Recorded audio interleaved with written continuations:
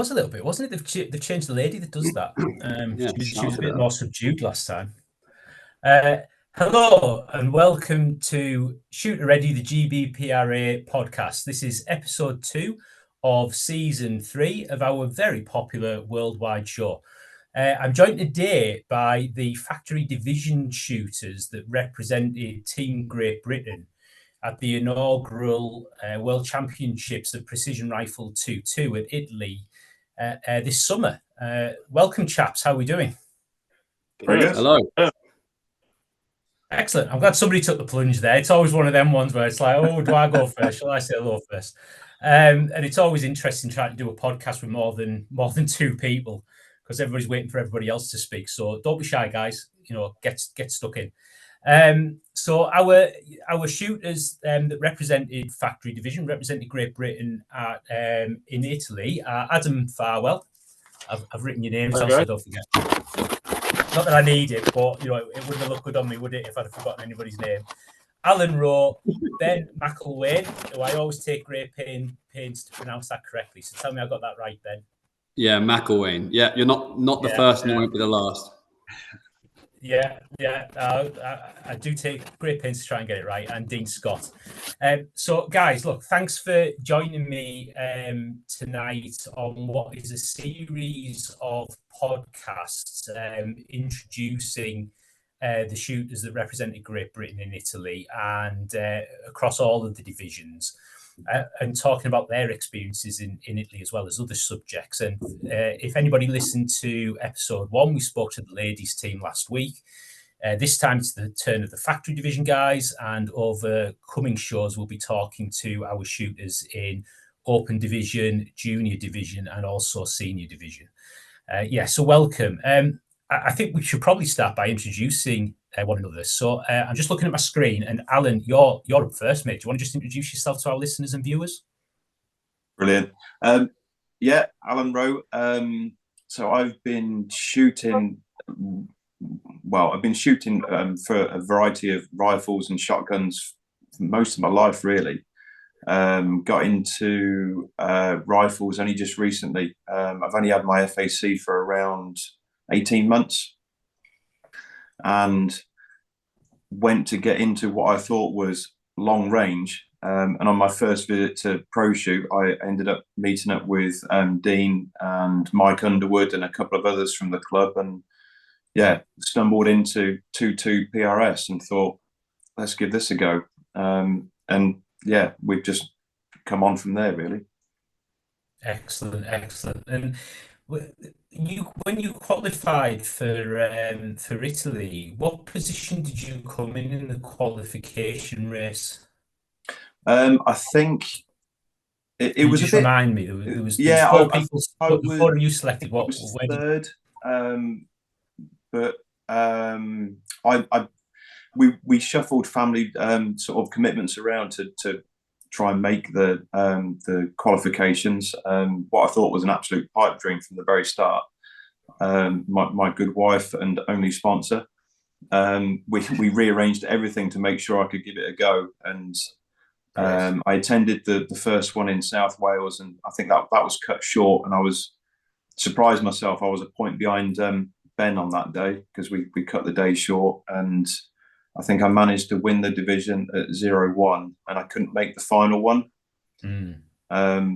because we'd organised to go away on a holiday. I think Ben was away on a holiday as well at the same time, and I did make a bit of a promise that I wouldn't look at the scores coming in, but it was very, very difficult. And I remember messaging Dean halfway through, which is like, "Go on, lad, you're doing well."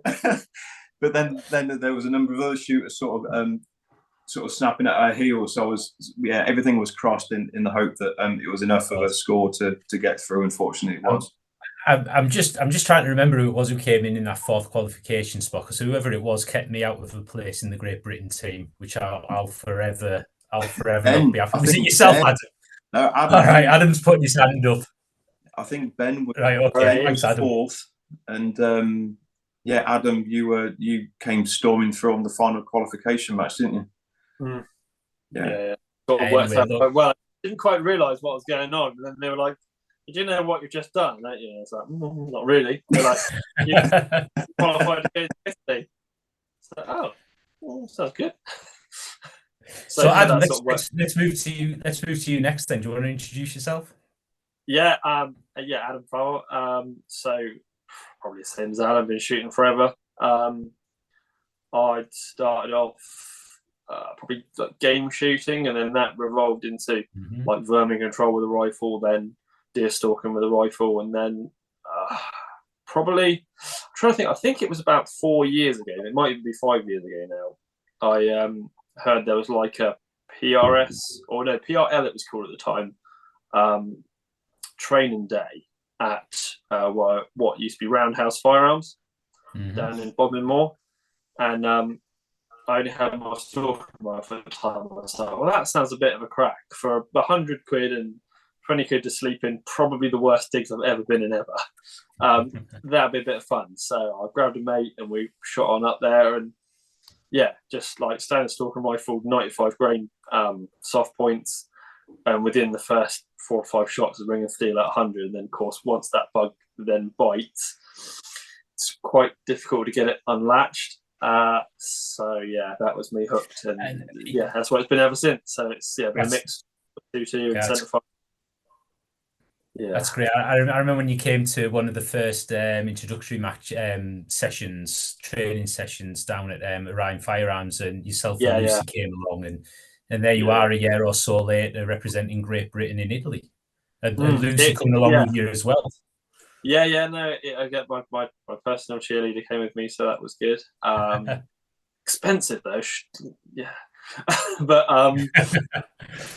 yeah, no, that was good. It was good to have her there and like I say support me and everything, because it was a great experience. Like I say, and I'm sure we'll get into that a bit further. But like I say, I was sort of looking back through some photos, and that first ever match I shot with my 4-round magazine blazer and hand load. It was just like, I don't know. Yes, it's great fun. It's great fun. Once it gets you, it tends to get you quite hard. Yeah, you've upgraded your equipment since then. But look, mate, you could. I couldn't have been knocked out of a place in Team GB by a nicer fella. So well done, mate. Congratulations. Next on the popular. No, we're all friends. Next up on my screen is Ben. Ben, do you want to introduce yourself? Hello, yes. My name's Ben McIlwaine. Like the other lads, I've been a lifelong shooter. I currently work at Edgar Brothers, who are a pretty big distributor in the UK for shooting sports distribution. I started off really competing as a kid, as a colt in Hunterfield Target air rifle competitions. And then since then, I've just basically hopped and done most disciplines to a certain extent, be it handguns over in Northern Ireland, centerfire rifles, 10-meter air pistol, and the Olympic training pathway stuff, and then clay shooting, which I did quite extensively for a long time. Was a AAA sporting shot, did FITASC, a bit of trap as well. And then my eyesight went. So I struggled getting contacts to work for clay shooting. Took about 4 or 5 years to get them sorted out. So in that meantime, I started doing a lot more rifle shooting and was shooting PRL from the beginning. And as Adam said, it was called PRL back then in the UK. And I've been doing it ever since. Yeah, you've been a regular on the precision rifle scene pretty much from its early days, and always shooting factory division during that time. Not always. I used to shoot open, but the past couple of years I've shot factory more frequently. So yeah. Yeah. And not your first rodeo at the World Championships.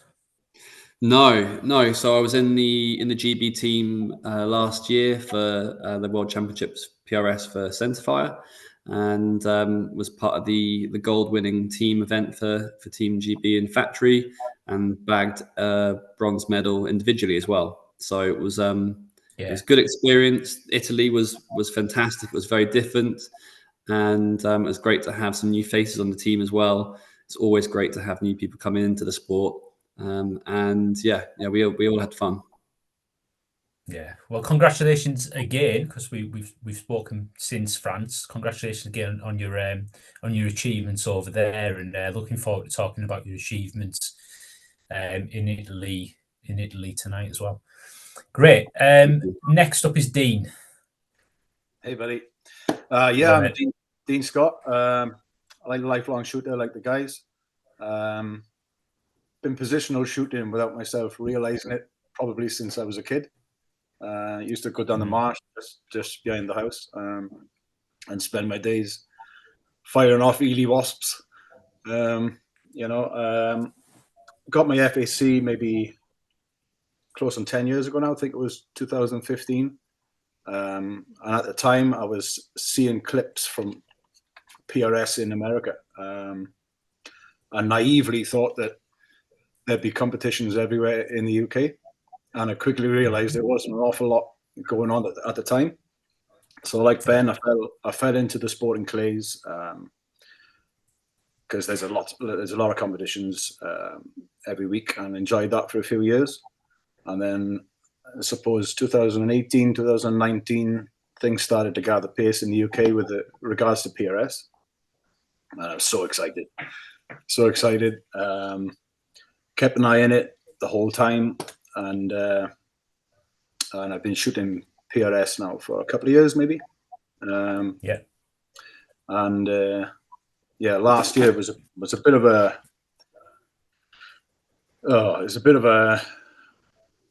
how can I say? It was a bit difficult because I had shoulder problems, and I was so looking forward to getting into open class and centre fire, and just couldn't shoot. Due to the shoulder problems. And factory division, with the guns being so light, was an ideal opportunity for me to get my strength back and things like that, and start to compete, and thoroughly enjoyed it. And yeah, what a wild 12 months. Yeah, it has been, and that's quite fascinating, actually. The factory division, again, with the lighter rifles was more suitable to you where you were physically. Yeah. Was there something also about the 22 as a cartridge as well, the 22 LR, that you found easier than centre fire, maybe? Yeah, absolutely. A recoil is not a problem, but with a 20+ pound rifle with AC joint problems, it could have come back to square one pretty quickly. So I'd stick to the lightless stuff for now. But looking forward to next year. Putting a gun together at the moment, which isn't quite done, but get that sorted, and looking forward to 2024 for sure. Yeah, absolutely. I think we all are. 2024 promises to be an absolute belter, I think. Absolutely. Excellent. So guys, the World Championships in Italy, International Precision Rifle Federation World Championships, you guys represented Great Britain in factory division. Who wants to tell us a little bit about what you guys achieved over there? Alan, do you want to go ahead? You've got the nicest narration voice. Yeah, don't all rush. Go on. Who wants to go ahead? Go on, I'll start. I'll go for it. Go on, then. So, what do you want to start with, Christian? Do you want to start with some rankings, or what it was about, or how? Yeah, why don't we start by telling all our listeners and viewers what you actually achieved over there, and then we'll have a little bit of a chat about the actual time that we spent there. Okay. So I'll start for sort of personal achievements. So out of the factory shooters, I placed 7th, and I ended up 26th overall. And I think I was 4th top British shooter, which, to be honest with you, I was shooting with a absolute bog standard, as it came out of the box, Tikka T1X, which quite a lot of the Americans were laughing at when I first turned up with it. But not many of them managed to beat me with their MPAs, so I was fairly pleased with that. Good work. Good work. So yeah, I mean, that for me, I wouldn't say I shot a really blinding match, but it was steady and consistent, and that's kind of what I went for. I set a goal that for every round that I released from that rifle, it had to hit the target. That was it. In case I had to get all the shots off, I did everything, but every shot I made had to be the best one. That's fantastic. I mean, 26th overall. That is some achievement when you considered the competitors that you were up against from all around the world and the equipment that they were using. It definitely wasn't a level playing field. As much as people, I think there's a bit of a misconception about that factory is a level playing field. At the moment, it's not in the slightest, especially when you're getting T2s, because you don't need a 22-pound T2 to be really, really competitive. So if it's in a factory stock like mine was, it's a very, very different animal to something that's in a full like chassis, like or a I don't know what the end switches are in an MDT chassis. Yeah, an ACC. Yeah, an ACC, but just like branded for them. But yeah, I must admit that rifle was absolutely flawless for 2 days. I never got one jam. I never had a flyer. It was fantastic. That, and like I say, with that Mark V Leopold, it was just fantastic. It, like I say, there was I couldn't blame the kit. If anything went wrong, it was totally me. That's what you want. Absolutely. That's. I mean, look. I mean, 7th overall in factory, but 26th overall against open shooters, and you know that really is an achievement. Well done, mate. Well done. Ben, what was your match like? How did you get on? Yeah, my match was indifferent. It's been a bit of a difficult year for me. I haven't been able to practice and get out there as much as I want. So it's just one of those things sometimes. So I was enjoying being out there. It was a good experience. I didn't shoot as well as I sort of wanted to, but I think, I mean, the lads will be able to help me out here. I think I came second for us within Team GB. I can't remember where I placed overall. Anyway, Adam, do you guys remember at all? I've still got the results on my phone. There we go. I knew one of you would come to the rescue. Yeah, it was a good match. Sorry, Christian. I'll be honest with you. I'm usually better prepared for podcasts than what I am tonight. I've usually got, all my notes. I've got all the results and everything ready to talk off them. Tonight, I've been rushing around all day, so you guys are going to have to do the job for me, I'm afraid. So Ben ended up 51st overall, and I'm not sure whether you were in the actual. I mean, what was it? 189, 170? Was it 179 shooters overall? 179. Yeah. So yeah. Great result, Ben. Yeah, so it was, it was an enjoyable match. We all had a great time, and the thing about these big championships is that it truly is a team effort as well. So obviously for factory, there's 4 of us here, so you put 4 people forward for categories for IPRF, and then the top 3 scores count. So there's little leeway for having a bad day or anything like that. So everyone's just got to be on it. And as a collective 4, I think we did really well as a team, and we were helping each other out. I think in the evenings, I think that's what really set us aside from some other countries, coming from what other countries were saying. Every evening after a day out on the range, we were back in the hotel. We were debriefing. We were briefing all as one group, and I do feel that really helped us as a team. And considering we got some silver when we're out there with the team bronze, on an equal score and difference on time, just goes to show how small margins these things come down to. And I think for me, that was the most enjoyable takeaway, was the team element of it. Yeah. Yeah. I'm just going to unpack a little bit of that for our viewers and listeners that might not be fully aware of how the scoring works at one of these finals. But as you say, it's a 4-man team for factory division, and similar for other divisions, unless you're in open division, which is a 6-man team. And it's for a 4-man team. It's the top 3 shooters' scores that count towards the team result. But we're always keen at the IPRF to make sure that all shooters are recognised as having contributed to that result. And that's why when we're giving out the awards, we always make sure it's the full 4-man team that come up and receive that award, because you're right, Ben, it's very much a team result. If we looked at the Great British team when we were over there in Italy, we were all staying in the same hotel.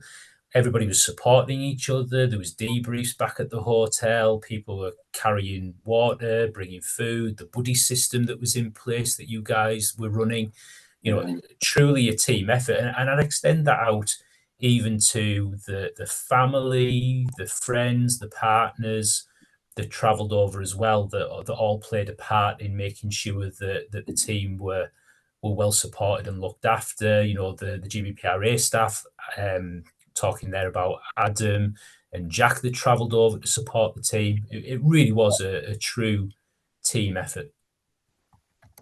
Definitely. I think we definitely excelled over a lot of other countries in the fact that it was, we ran the buddy system, which was really helpful, especially for the newer shooters and people that were inexperienced, stuff like that. And even for the experienced shooters, you've just got someone that can, like, say, go and get you a cold bottle of water, or do a 70 quid ice cream run. That was quite good. But yeah, we really got cheap other countries from for like just how, all right, we didn't get the best individual scores maybe we could have placed, but as a country, as a team, we definitely got the most team scores, which was just great. Like I say, that really made, especially for me, and I'm sure everyone else feels the same, that doing it as a big team like that, as a big sort of family, I'd say, it was great. That was what really made the experience. We put a team in 4 of the 5 possible divisions that we could have shot in, in all 5 of those divisions, and be podiumed across 4 of those divisions.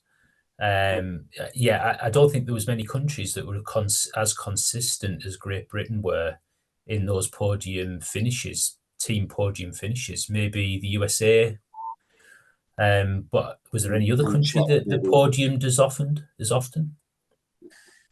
Czech, I think. The Czechs would have come pretty close, I thought, but they would have more had individual scores rather than, like, say, a big bunch of sort of team scores. But you're right to highlight it, Adam. That combined team result across all the divisions was phenomenal. Dean, do you want to just talk a little bit about your match? And I'd like you to comment as well. And I've got a bit of a selfish reason for asking you this. I'd like you to comment on the buddy system that people have been talking about, and just explain how that works and who your buddy was. Yeah, so my buddy was your son, Luca. Yeah, there we go. Luca. Luca went. We had a fantastic. So like the boys were saying, without that team effort and a genuine team effort throughout the whole week, I don't think we would have had the amount of results that we did across the board. And yeah, that's certainly something we need to carry on doing going forward. The competition itself, for me, it was evident from the very first stage that it was a dig deep competition for me. You know when you're in form and you know when you're not, and I couldn't quite find it, but it was rewarding in those circumstances when you have to dig deep to get every point, and sometimes those results are better than just coming top. So I was a singer for a long time, only local bars and pubs and things like that, and it's a very similar thing. You don't really know what you're going to get form-wise until you start. So from that perspective, on the gigs, for instance, once you open your mouth, you know whether it's a dig deep night or whether it's going to be an easy night. And those rewarding gigs sometimes is when you know your back's against the wall and you've got to dig deep for those results. So it was one of them for me. But the competition itself was brilliant. All the organisation was fantastic. From the Great Britain side and also the Italian side, I don't think it could have gone any better. Obviously, there's hiccups with any competition, but there wasn't many really. Thoroughly enjoyed it. Epic week. Still buzzing from it. Yeah, it was fantastic. And the road trip as well, I think,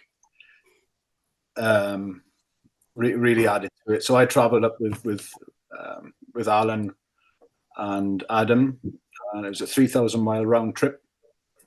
And I just think that if I was to do it again, I'd probably fly. But I think to do that and to get the full journey and the full experience and the drive home, I wouldn't change that for the world. It was great. If I was to do it again, I would not fly and I would drive. And that's because, for those that don't know, Luca, who was competing in Italy as well, on our flight out of Rome, the airline refused to carry his rifle. So we were on the plane and everything. The rifle was about to be loaded. We had to deplane. Somehow managed to get another flight for the next day, get through all of the police scrutiny and everything, because we were now in the country without a permit or anything. And I only yesterday, like 2 months on, got confirmation from the airline that they would accept my claim that they were in the wrong. I've had to fight for 2 months to get my money back for the additional cost of having to have been deplaned in Rome. So if I was doing it, I would not be flying with a firearm. I would be traveling by car. I'm telling you that, especially in Europe.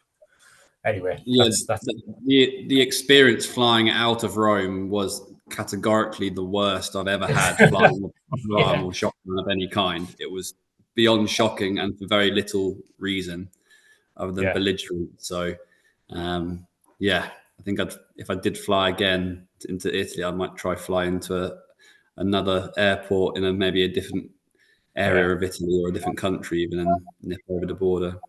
I think so. I don't think we'll have any choice for those that are competing in USA next year in the Centre World Championships next September. But certainly if it's in an adjoining country or one way you can drive to, I think driving's the way forward. We were just talking, weren't we, about my trip to Norway hunting the weekend just gone. And I was just like, I'm not taking my own rifle over there. I made sure I could lend one when I arrived in country. I couldn't be having another experience like that again, like I had in Italy.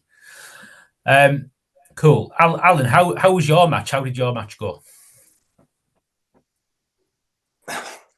I think I went into this. I'm arguably the least experienced out of the group of us, but I went into it.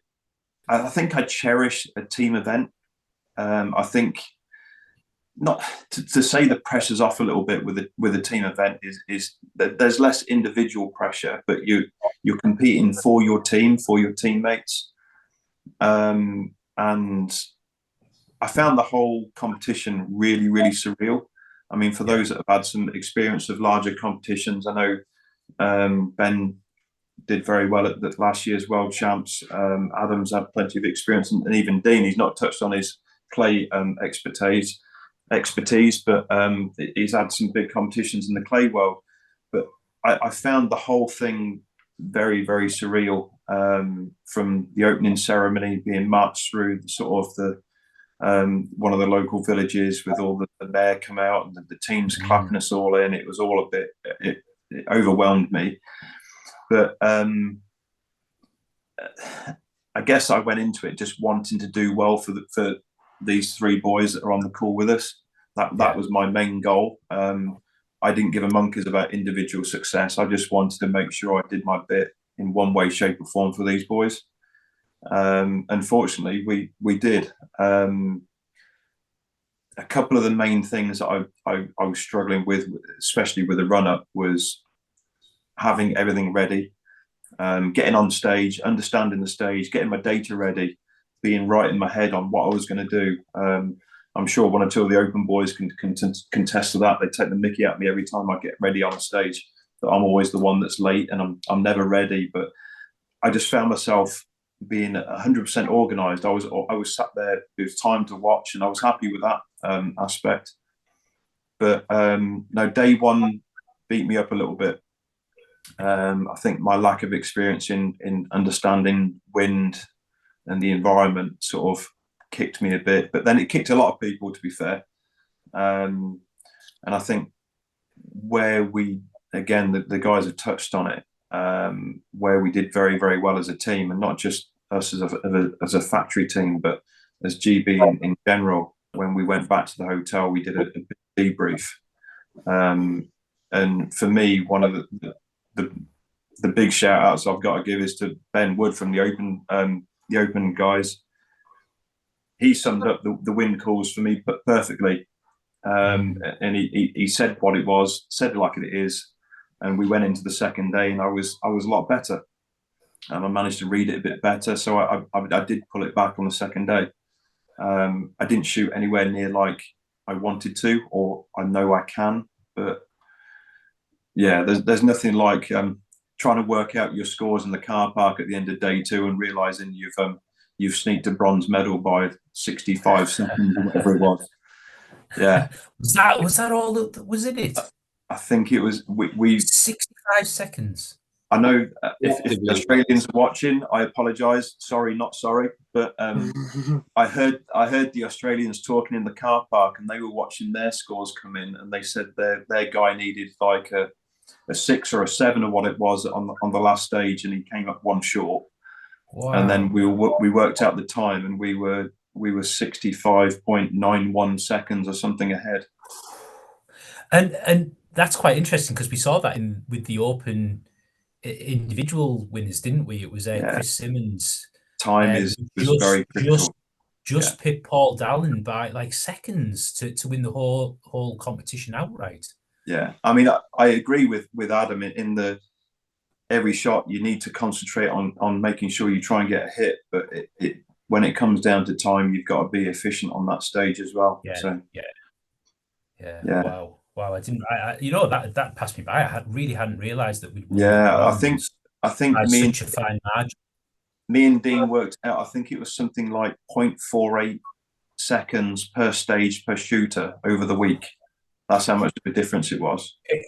It's like a Formula One qualification, like P3, isn't it? It's like a session 3. Absolutely mad. But yeah, the first day I struggled a little bit. And we talk about the buddy system. I always buddied up with Ewan, who has been in the sport 5 minutes, I think.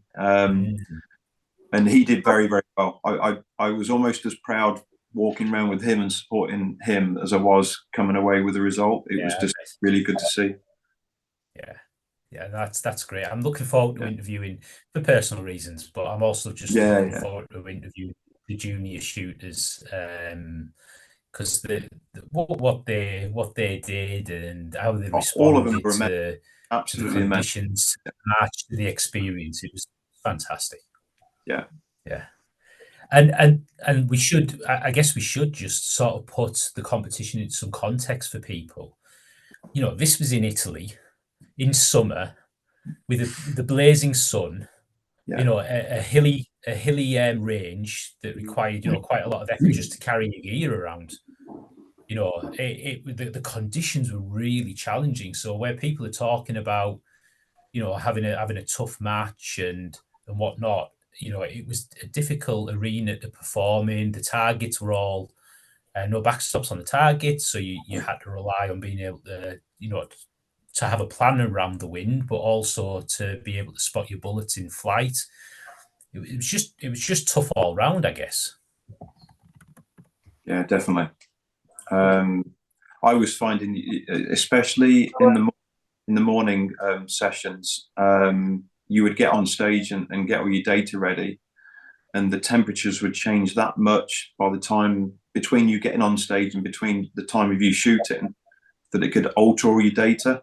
And I had to redo all my data cards because it could be a couple of clicks out because the temperature had gone up 5-10 degrees. So yeah, it was tough. I think the highest temperature that someone recorded on the side of that hill with a Kestrel was 45 degrees. Really? I'm not surprised. It was quite warm at times, yeah. It was pretty warm. Like I say, there was a little bit of breeze, but it wasn't like, I would say, a particularly cooling breeze. Well, I think about some of the matches that we experience here, and you can't describe them as anything other than very windy. And over there, it didn't feel like it was very windy, and yet everybody found the wind very, very challenging. Do you want to just describe what was happening with the wind at the range?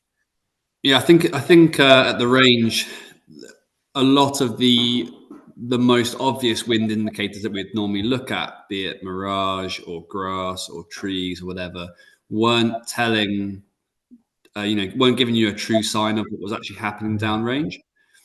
And I think it really mattered being rimfire and being very wind sensitive. It really did matter at which point of the rotation you were going around the course, because we had, as Alan was saying, and as Alan experienced himself, they were having, basically never leaving plate, some days, I think Ben said that on one day, he never left the plate. Whereas our squad, when we were going around, we had the absolute opposite, experience. But the key bit is that, those, as I said, those usual signs you'd look for weren't helping really at all. And sometimes, I remember one stage where I had trees and bushes going left to right. I had, flags going left to right all the way down the range, dust bits going left to right, target, signatures, dust coming off targets going left to right, but it was actually a right to left wind. Crazy. It was just really difficult. And, I personally, I learned loads. Again, you always do at these championships, I think, because you get so tuned in. And you are really there for you're scratching and fighting for every single point, grinding it out. And that level of attention that you need to maintain across the days, not just the competing days, but practice days beforehand when you're warming up. I think it's you learn so much. So the wind was tricky, and it was a great location because the geography was very varied. We weren't just shooting on a straight flat bit of ground. We were on a very steep hill for most of the course. We were shooting over a lake, inclines, and in sort of tighter ground down more sort of channel geography as well, banks on either side. So a bit of everything. And I think that's what made it a really good, particularly good course of fire. Yeah. And Dean, I seem to remember up on the side of the hill, you became particularly fond of a couple of flags that you trusted more than the other flags on the range. Yeah. Well, as word passes around, you get. So I think it was Ben that gave me a tip on one of the flags, and that seemed to work a bit better on day two, because like Ben was saying that all the signs were left to right or right to left, and then it would be the total opposite sometimes, and without a backstop, it added to the problem. But hey, look, that's the way it goes, isn't it? And it was a great experience. Like I said, you really had to dig deep for those impacts, and piece as much of that information together as much as possible.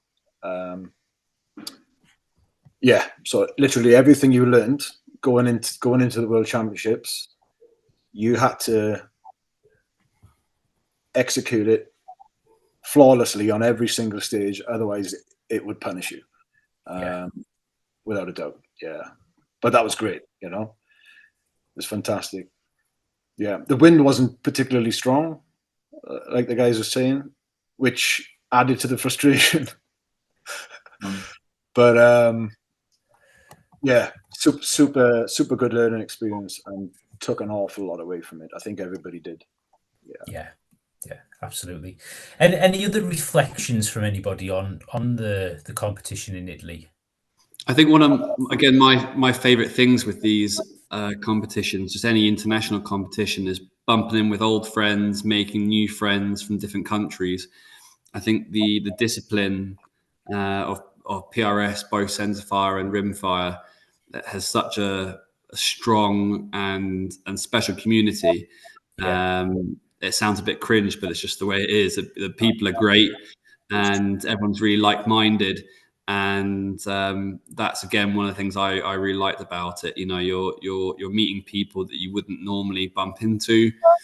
You know, even if it's going to the Norway Trail, and we're still getting the Australian guys, we're getting South African guys and girls. You know, all the Americans coming over as well. So, you know, you're meeting those familiar faces, but making new friends at the same time, and it's great to do so. Yeah, no, I'd echo that. I find it's just an amazing experience, even for me who's been to two now and not shot, just to be meeting, different people from all over the world, making new connections, making new friends, and I think it just enhances that feeling of community. Because in the UK, it is quite a small community of shooters, isn't it? A lot of the same faces are turning up to competitions, whether it's centerfire, rimfire. Participation is growing. Really pleased to see that. There's always more and more people that are coming into the sport, but it is still quite a close-knit community. And it's something really special when you experience that close-knit community, but on a global scale. Social media, I think, enables us to do that, to keep very close to one another and keep in touch. And I know there'll be lots of people that'll be looking forward to going to the USA next year for the Centerfire World Championships, going over there and catching up with people that they've shot before at either one of the Rimfire World Championships or the Centerfire matches in France.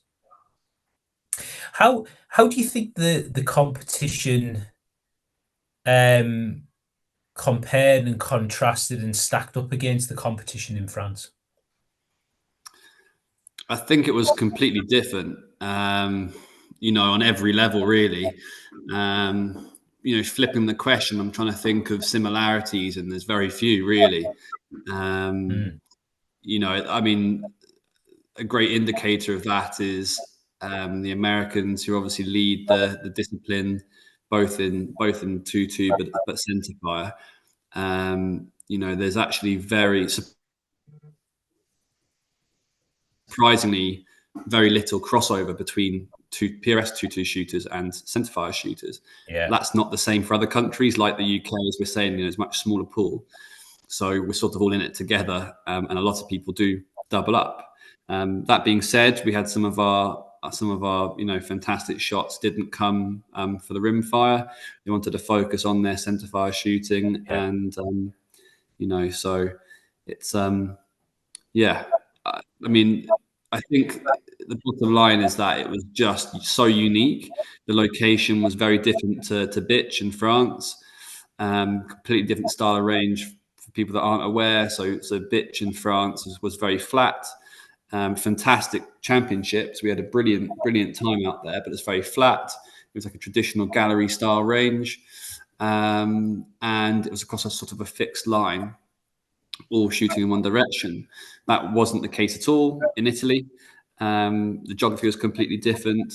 The course of fire approach was quite different as well.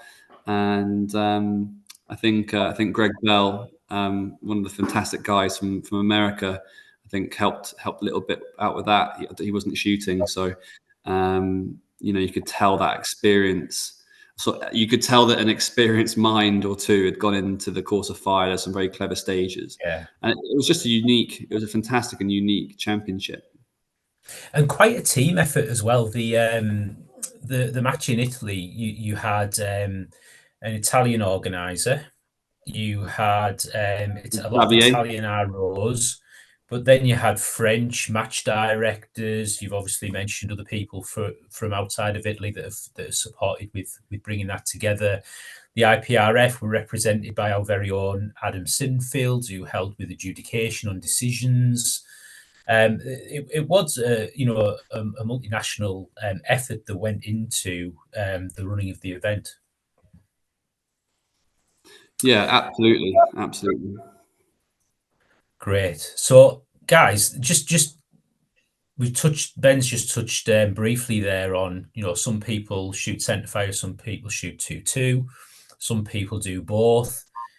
What are your aspirations now moving forward for centerfire? So, Ben, I'll start with you because you're probably the one that's been around the longest in the actual sport. So what your aims for centerfire going forward away from 2-2? Yeah, so my main goal moving forward, my primary goal for 2024 is to medal again in the World Championships in America in factory class. So it's not completed yet, but it's looking very, very certain that I will be in the team for America. Possibly mathematically, I am absolutely in. I don't know. I'd have to double check. Either way, that's going to be my main goal. Assuming I get into the team, I'm plowing on with that. From next Friday, I'll have my own place to live. I'll be able to do some dry training. Excellent. And I won't be living out of a backpack anymore. So, yeah, new place I've moved to, new job, new everything. So, I'm looking forward to getting settled in, and then after Christmas, it's full steam ahead for me, aiming towards the World Championships for factory class centerfire. Yeah. You mentioned at the top of the show, didn't you, that you've been very busy this year, and you started your new job. You finished your PhD, started your new job with Edgar Brothers. So yeah, it's been a bit full on for you. Yeah. I mean, at the moment, I'm very blessed and lucky to be living with friends, but I am living in a converted attic. So there are certain limitations when it comes to centerfire shooting. I have to drive more than 3.5 hours just to begin reloading. And then I have to do my reloading and then get to competitions, and balancing everything has been quite tricky. So, so I'm looking forward to this year to get back to it and put the time in that I want to. And how's the new job going with Edgar Brothers? Yeah, really good, thank you. I started there last December as business development manager on the commercial side of the business. So it's been fantastic. It's brilliant to work in or work for a company that is in the sector that I sort of live and breathe outside of work. Sometimes it doesn't always feel like work because I enjoy the sort of subjects of what we're working with and doing. So yeah, half my time is formally split towards supporting grassroots shooting, going out, to certain accounts of ours, and helping with competitions and training courses and such like. And the other half sort of at headquarters, doing more desk-based strategic stuff. So it's been great. I've really enjoyed it, and looking forward to this next year. Excellent. And we should mention those companies that support the sport that we love, and Edgar Brothers have been front and center with that, certainly in the past 12 months with their generous prize tables and support given to certain precision rifle matches around the country. Do we expect more of that support to continue in 2024? Yeah, absolutely. So we have a lot of brands in our portfolio, but key brands that we supported or have supported PRS through Edgar Brothers, obviously Hornady, Bushnell Elite Tactical, Bix and Andy, Zermatt. Zermatt actions. We had a couple of actions up for grabs, and other brands as well. Like Spyderco, CRKT. The list goes on and on. So yeah, it's part of our approach and strategy within the UK market to support all forms of shooting, and to try and make it more accessible for people. So if we can put a scope on a prize table, and that can get into the hands of a junior shooter or a lady shooter, or anyone that needs that and can support them, and that then enables them to start competing. Well, that's brilliant. That's what we want. So yeah, absolutely. Yeah, absolutely. It's a big shout out to Edgar Brothers for all the support that they're giving to the sport. And you also mentioned their PRS UK. If anybody's interested in shooting a centrefire match, check out PRS UK at their website and on Facebook. They've just actually lowered their match fees for the 2024 season. So no better time than to book on a match with them. Great news for all the shooters. Dean, centrefire. So how's the shoulder coming along? Do we expect to see you be found centrefire rifle going forward? Yeah, it's fine at the moment. It's taking it easy in the gym. I'm not going too crazy, but trying to build. I forgot what a gym is. I didn't get back to the gym. I haven't seen the inside of one for a couple of years now. No, so trying to build it up as much as I can. It's ready, if I'm honest. Probably, I don't know, 85% there, but it's ready. So yeah, putting an open class rimfire gun together at the moment. Also open class centerfire. So looking forward to that. I'm going to miss the qualifications this year for the Worlds. It looks like I'm not going to be ready in time. But I don't need any more competition, thanks, mate. You just stay where you are at the moment. No, I think for me next year, it's priority would be to qualify for rimfire World Champs in 25. Wherever they may be.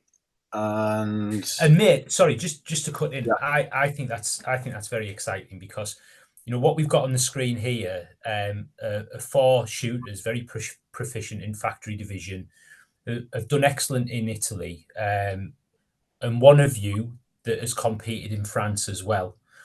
And I think it's important that those people that have been, flying the flag for Great Britain and getting that experience, I think it's important that you guys stay in the competition and try and qualify for future events, because if you earn that place in the team at future events, there's nobody better to take to the match, not just because of your shooting ability, but because of the experience that you've built up over previous competitions. Because I do see a trend that it's the people that have been in those sorts of competitions in the past, and it doesn't necessarily need to be precision rifle. I think about Lawrence Barnes, who shot for Great Britain in Clays as well, I believe. Just a cool head, knows how to approach a campaign of that nature, and really brings that to his game when he turns up. Absolutely. So, it's great to hear that you're wanting to carry on trying to find that place in Great Britain going forward. Without doubt. I mean, with Bitch in France last year, which I obviously didn't go to, but all that experience, collective experience gained between Bitch and Italy, that's going to pay dividends down the road without a shadow of a doubt. Definitely. Yeah. So 100% for me. It'll be nice to qualify and open next year for the Rimfire Worlds, and also it would be nice to finish top 10 in centerfire. If not, it'd be cool if I could get to the precision rifle series finale next year. That's a bit of a tall order, but that'd be cool. So those are the main goals. Something to aim for. Those are the main two for me next year. Yeah. And we talk about those companies in the industry that support the shooters, and you very much are one of those companies yourself. Do you want to talk a little bit about Celtic Precision and what you've been doing as a company to support the shooters in Great Britain? Yeah, so I started putting Celtic Precision together 18 months ago, give or take. I think it was April last year. So I spent 6 months setting it all up. And it's actually 12 months to the day tomorrow that the first social media post was put out. Your social media game is strong. I must comment on that. You do good social media. I'm a one-man band. I'm trying to, but no, it's tricky, you know, when you're the website guy, you're the designer, you're the maker, you're everything. And to spread yourself, I'm trying not to spread myself too much because obviously family life suffers and things like that. But I try to do it as much as I can. So what is it that you do you want to tell those that might not know what Celtic Precision is? Do you want to just let everybody know what it is you manufacture? Yeah, at the moment, Celtic Precision is a barricade bag manufacturer, and everything is made by myself at the moment. I'm not saying that won't change in the future, but for the time being, it's just me. And in the last 12 months, it's gone from nothing to I keep a podium tally on the board, and I've lost count. It's currently on 5, 10, 15, 20. It's over 50. Yeah. Over 50 podiums in 12 months across the world, which is mind-blowing. You know? I mean, look, mate, with your bags, you've not only helped some of the top shooters in the country to achieve success, and I'm sure they'd echo of this. Your bags definitely do play a part in people's success because it's just a great quality product. It's well researched, it's well thought through. It absolutely fits the bill for the sort of shooting that we do. But not only that, you've helped put that quality product into the hands of other shooters by offering people discounts, personalization. Do you want a light fill? Do you want a heavy fill? But not just that. How much of a heavy fill? How much of a light fill? You know, what weight do you want? It's just the effort that you put into making sure that those bags are fitted for the individual shooter and that they're affordable is just fantastic. Well, I think you know, to make the best product in anything, you've got to be involved in whatever it is you're doing. So you know the stresses and strains of the sport. You know what's required. The wax canvas game is very much a dark art. You can't just get something off the shelf.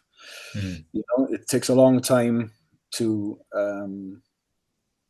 figure it out, and luckily we seem to have done that. It's just me.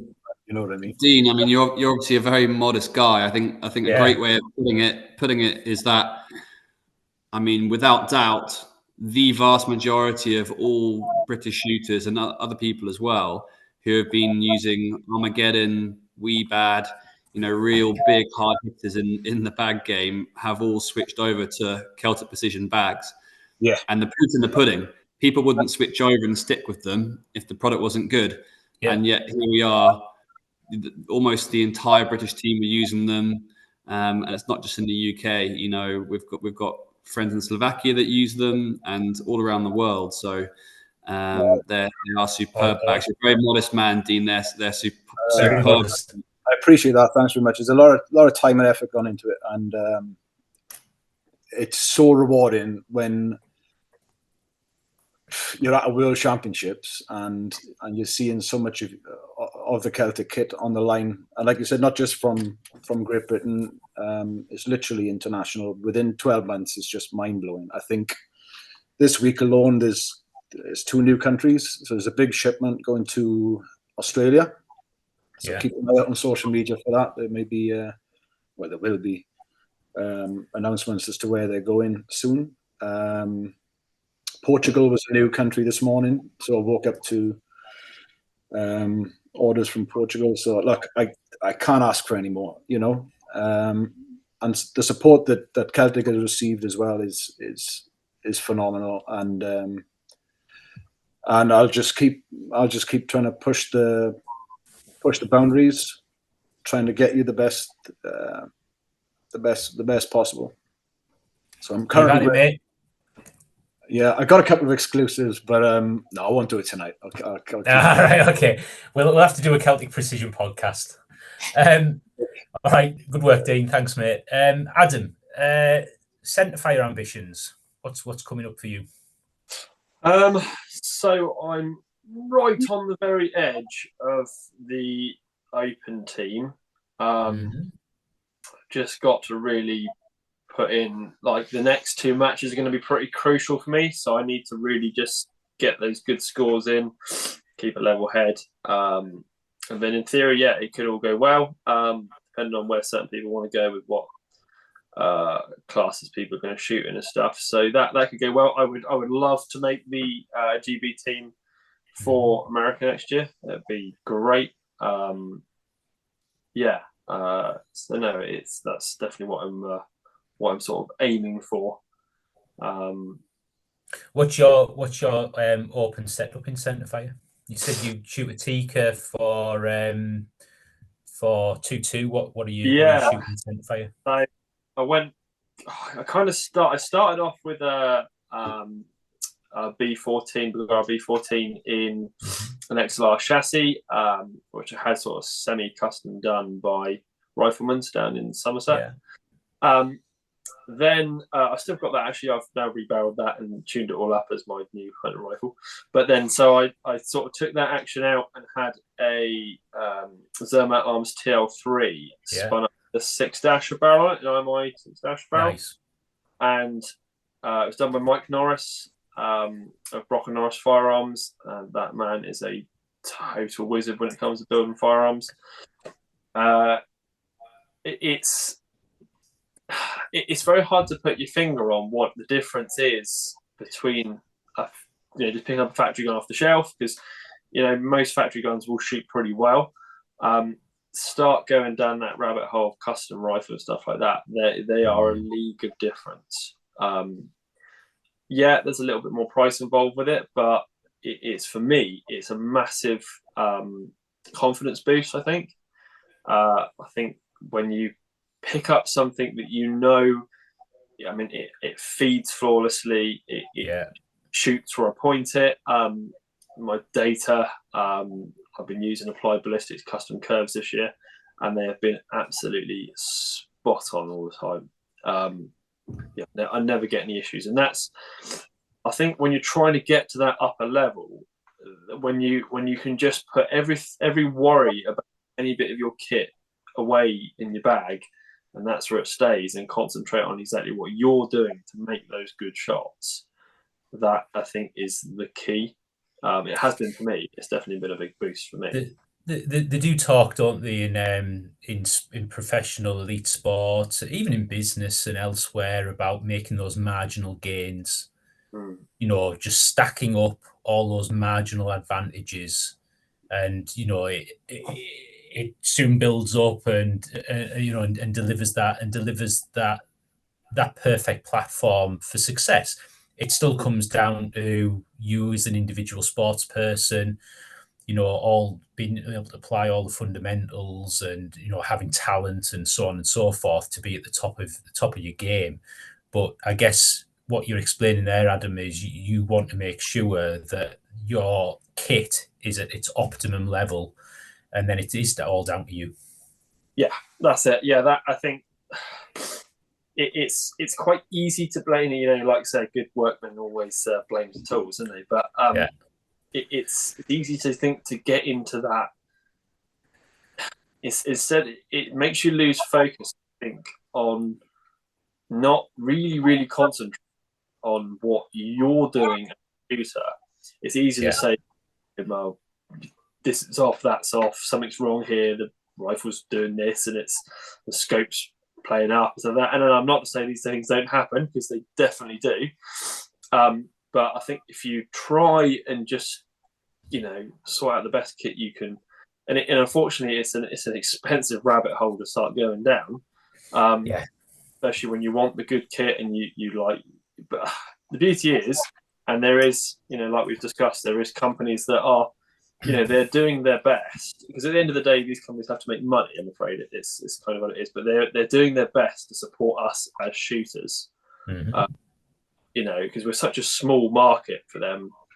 I think it's fantastic. Like I say, some of the price tables have been amazing. There's been a serious amount of kit chucked on these price tables. It doesn't all disappear into the hands of the best shooters. I would say probably most of it, to be honest with you. The stuff that people really need goes into the hands of the people that really need it, which is what the sport needs, because, you know, there's great talent coming up through, and that's one of the things we did see in Italy, to be honest. There was, you know, we had some shooters, and I'm sure you talked about it in the ladies podcast, that, you know, Holly, her first match was the World. And the fact that, you know, people were there to help and support and, you know, get gear sorted out for her and stuff like that, and, you know, advise her what would be the way to go and things. It's definitely just so worthwhile, and it's that confidence boost. I think it's what makes you makes an average shooter great. Is that real confidence boost in shooting and what we do.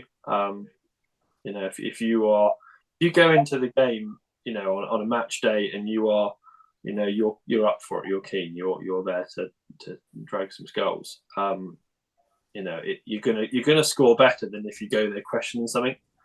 Yeah. So yeah, that's well, mate, in a couple of years, you've probably jumped in with both feet, haven't you? Both feet, and probably a price of a small house. But yeah, what else are you going to spend your money on? Exactly. Let's face it.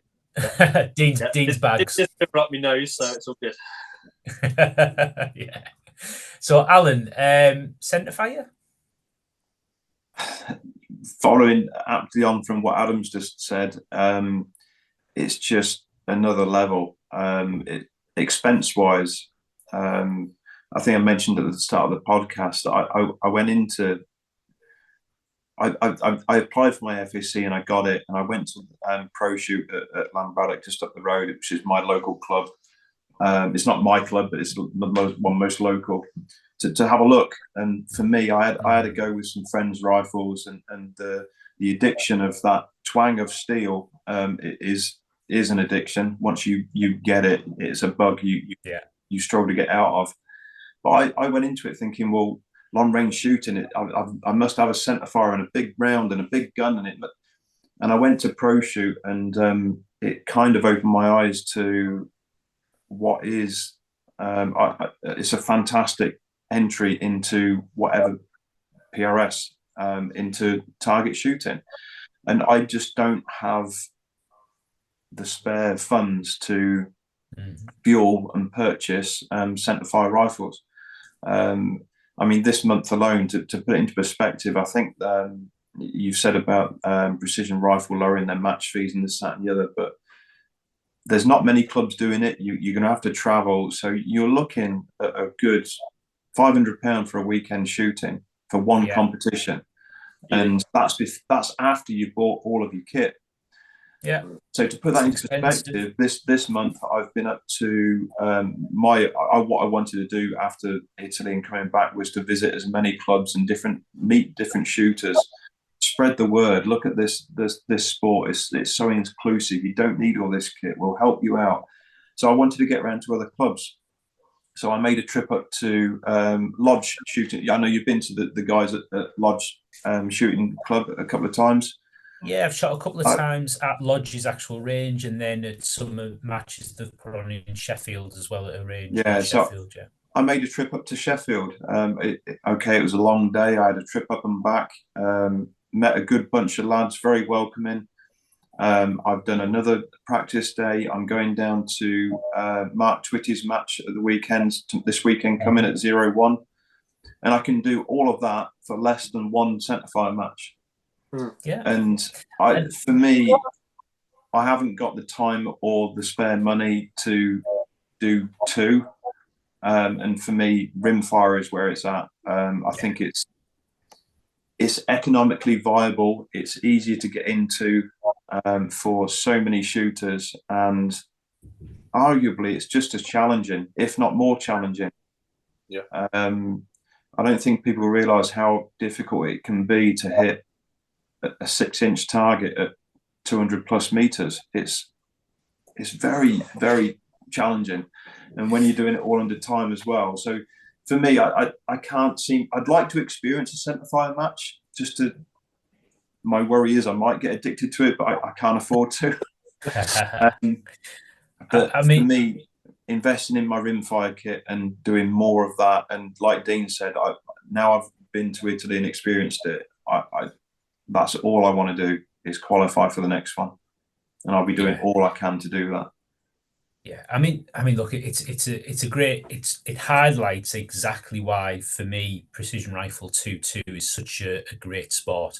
Yeah, because for those shooters that, you know, maybe don't have the funds right now, don't have the time, it gives you the opportunity to shoot at a fraction of the cost of shooting a centre fire match. First of all, yeah, there's more matches spread around the country than what there is centre fire matches, so there's more opportunities to shoot locally. So, you know, less time spent away from home, and let's face it, most of the demographic of our sport we're mostly people that have got young families or families. Yeah, definitely. That demand our time.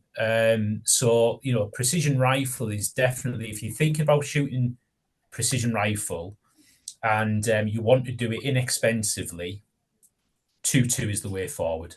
Absolutely, 100%. And you can have just as much fun. I think we've discussed about the factory class, and we can go into more discussion briefly about the different classes. Open class is obviously never ending. You can put as much as you want into an open class rifle. Factory class is its own, has got its own limitations or restrictions. It's got to be a factory based rifle, for example.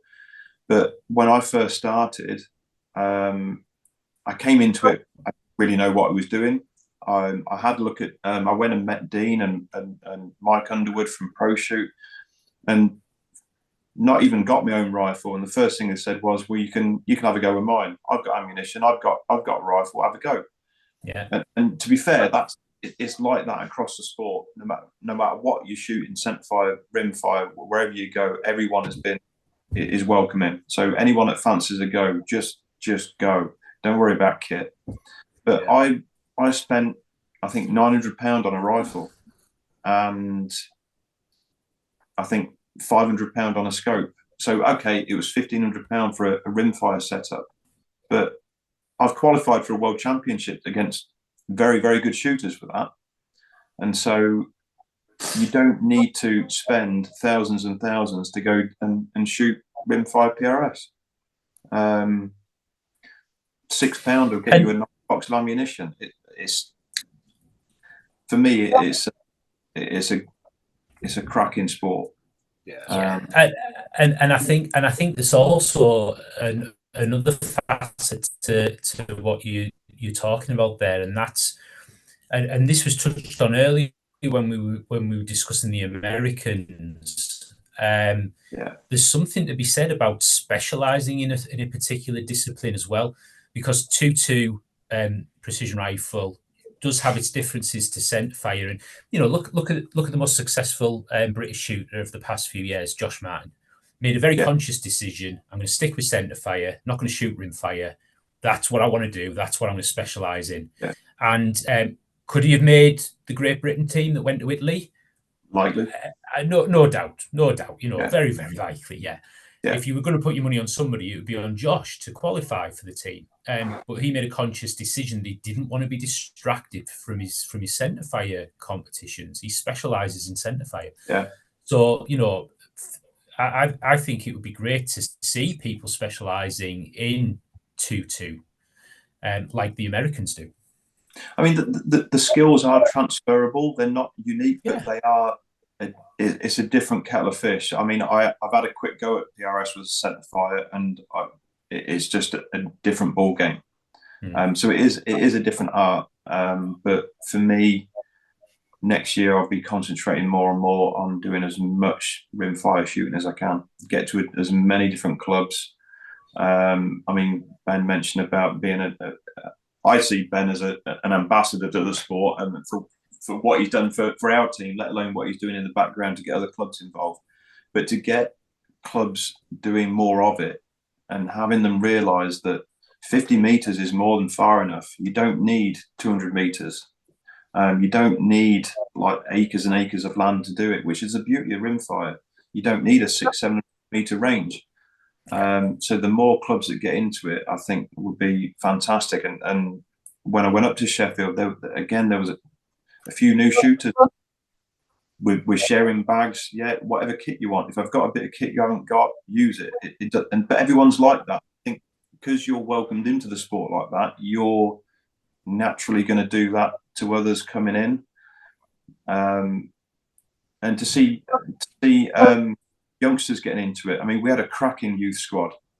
And I mentioned Ewan again. He's obviously he's Heather's brother, not shot for any more than a few months. And he was like an information sponge in Italy. You give him a bit of guidance, and off he went. And he's been shooting a bit more since. And I think it's easier for the youngsters to get into it.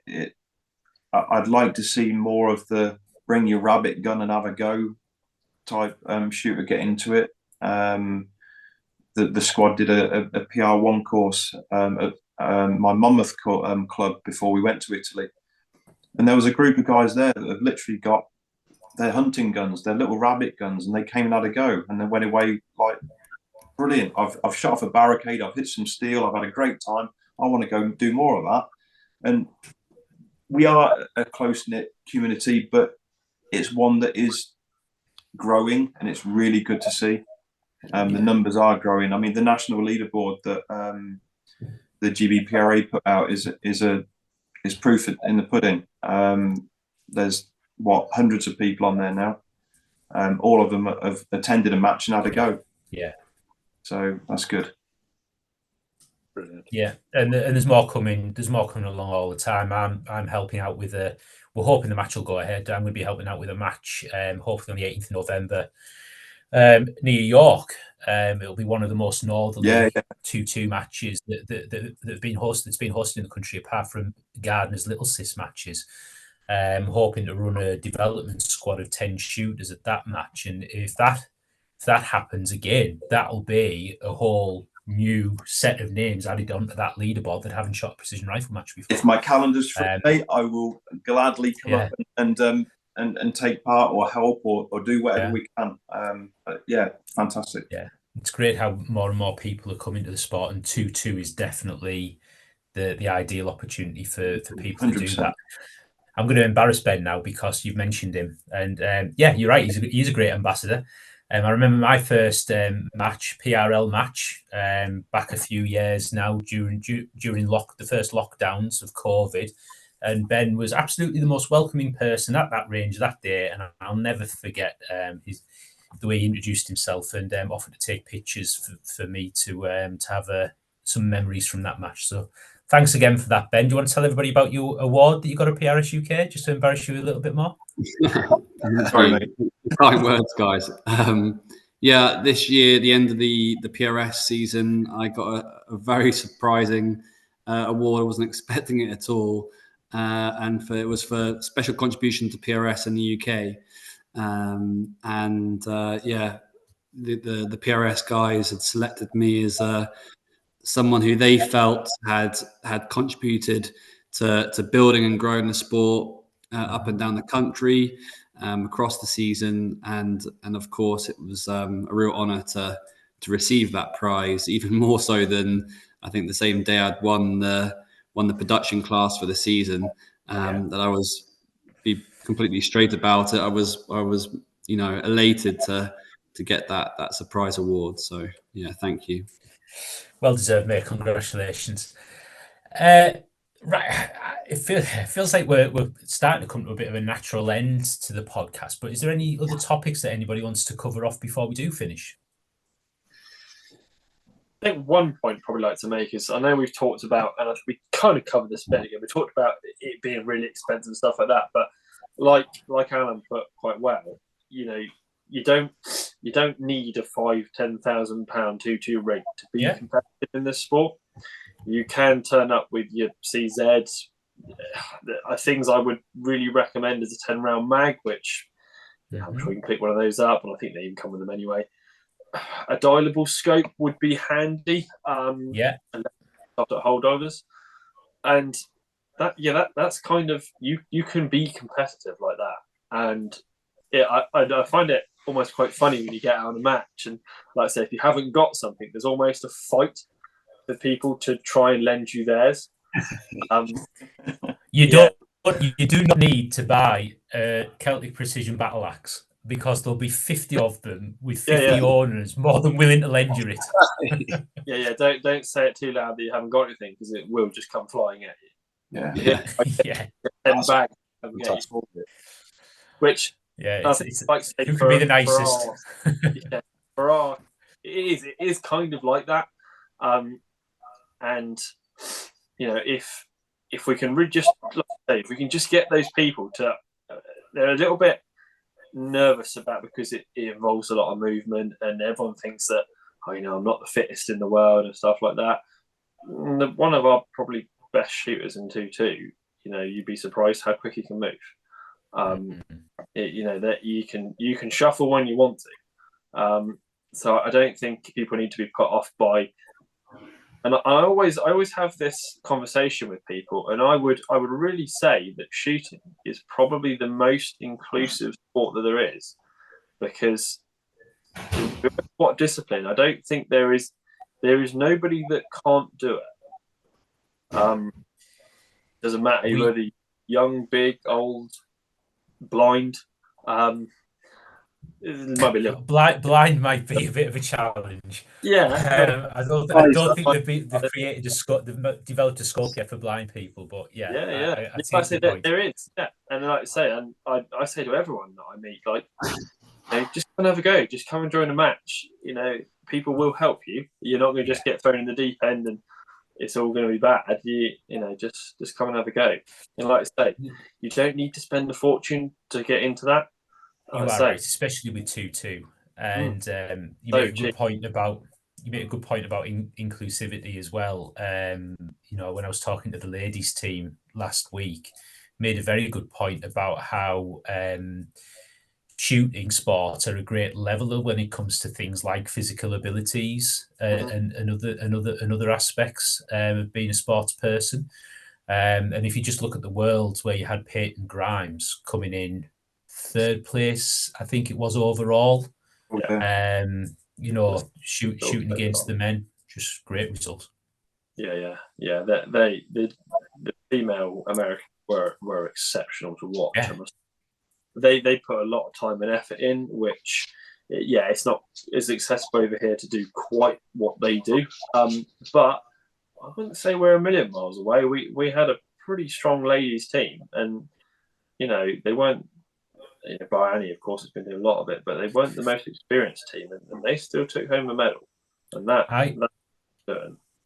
I think one of the big differences between ourselves and the competitors from America is that they have many more opportunities to practice, and I think that's something that some of the shooters in the UK are a little bit restricted on. And that was one of the reasons why the GBPRA put its affiliation program in place for Precision Rifle 2-2. And that was because the GBPRA recognised that if we wanted to get Home Office approved clubs, of which there is a big network across the country, shooting Precision Rifle 2-2, the way forward with that was not necessarily centre fire, because they don't always have the facilities for centre fire, but most of those Home Office approved clubs have the facilities to shoot 2-2, even if it's at relatively close distances such as 50 metres. And that's where the affiliation scheme came from. And that's why we're seeing quite a growth in the participation in PR22 across the country. So if you're listening to this, you're at a Home Office approved club with a 50 metre range, and it's not yet shooting Precision Rifle 2-2, have a word with your committee or whoever's running the club. Get in touch with the GBPRA and let's see what we can do to help get that set up in your local area. It's so beneficial for clubs to get involved with, because it's, and for the community, us as a whole, the more people we can get along with these matches and things like that, it's only going to grow and get better and better and better. Absolutely. I think still there's a massive majority of the shooting community, especially in the UK, still don't even know about it.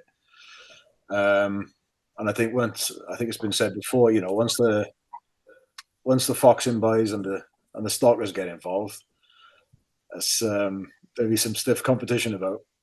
Yeah, I reckon. Well, I think the publicity from Italy, though, has helped, hasn't it? There are more and more people wanting, they're inquiring, what is this? They want to have a go. So I think it's all the social media from us warming up to Italy and the success stories afterwards. I think it is getting more and more people involved.